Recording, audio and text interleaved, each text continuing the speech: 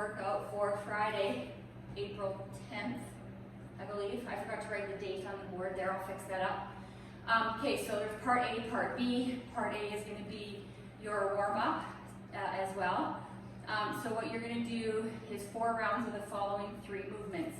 First one is your single leg deadlift. So I'm going to start with the dumbbell in my right hand, and I'm going to aim to get my dumbbell over towards my left toe. The stationary leg, the leg that's not moving, is going to have a slight bend in it. The free leg, it doesn't matter how high the leg goes up when you're in the down position. It's all about this stationary leg, feeling the stretch in the hamstring, trying to get nice and deep. Okay, so we want to try and keep our core tight.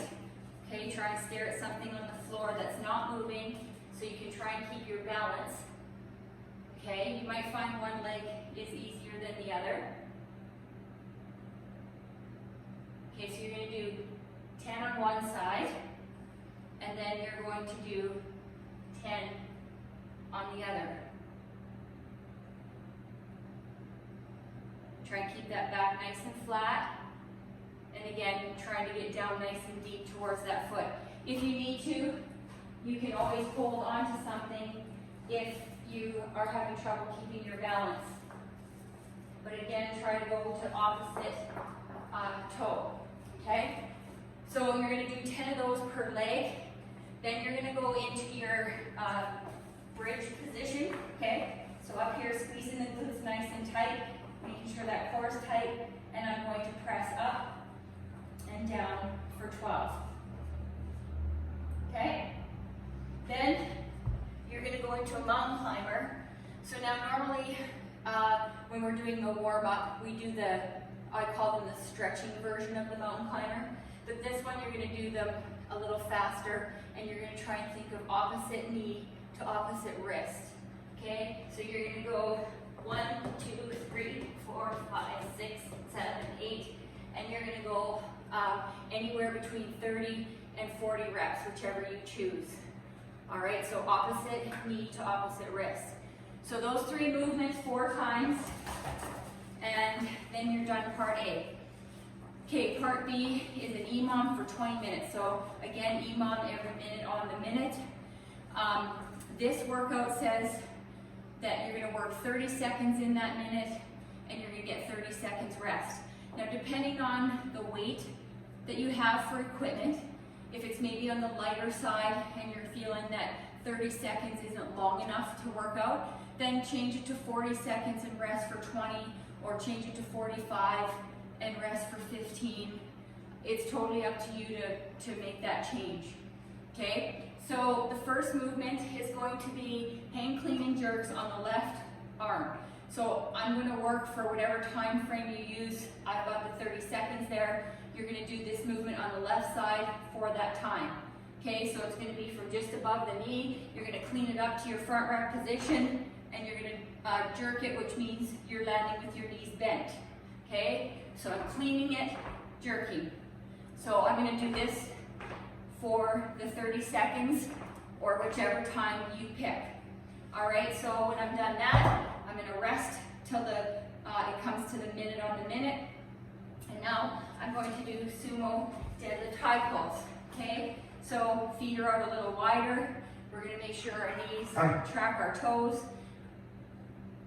Okay, so we're going to squat down. We're going to grab our kettlebell. We're going to come up. Elbows are up nice and high. Kettlebell should be by the collarbone. Arms fully extend before we go into the next movement.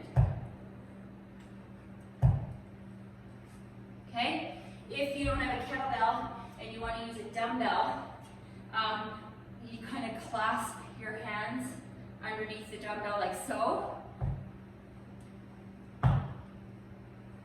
Okay?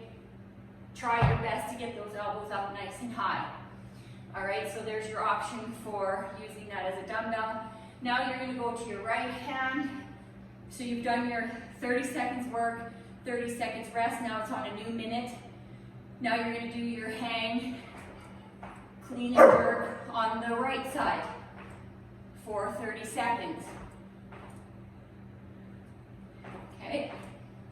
You're going to think about shrugging that shoulder, landing with the knees bent so that the dumbbell comes up to the front rack position. From here, you're jerking it. Okay? Again, 30 seconds work, 30 seconds rest. Last movement is going to be your hollow rocks. Okay? So again, I'm going to hollow rock for 30 seconds. To make it easier, I'm going to bring my arms forward. I'm going to put my legs up a little higher, and the rock just becomes a little less. Always think about pushing your back into the floor. If you find that your back bothers you in this movement, then you can either then go into a hollow hold, where you put your feet up a little higher, and you can feel that your back is pressed against the floor so there's no gap. Okay, so you can hold wherever that position works for you. Okay, or if you need to, you can go into plank taps.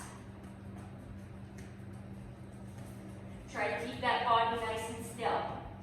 All right, so there's a couple options there for you. So you've done your hollow rocks for 30 seconds, rest for 30. Now you're starting back at the left hand, and you're just going to continue doing those those 4 movements for 20 minutes. Again, adjust the time if you need to. If you have any questions, don't hesitate to let me know.